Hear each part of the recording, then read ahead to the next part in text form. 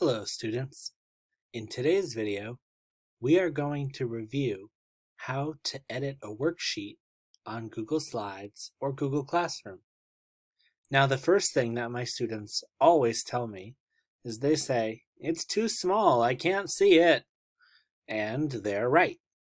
If it's too small and you can't see it, go up to the zoom icon, little magnifying glass that says zoom, and click on 100%. That will make the worksheet bigger. If it's still too small, you can click on 200%, but it might get cut off and you might not be able to see everything. I recommend 100%. Now, when you have a worksheet like this, you might need to type in your answer, but there's nowhere to type.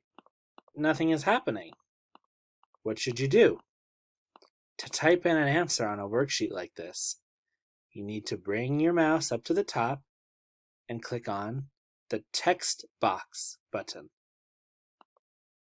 Then you can draw a text box where you want to type. And then you can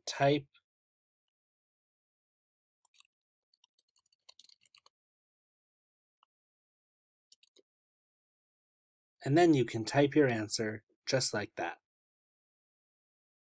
See how easy that was? Remember, click on the text box button, draw the text box where you want to type, and then you can type. Sometimes you might need to circle an answer or underline an answer. This is easy too. To draw a shape like a circle or a box, bring your mouse up to the Shape button.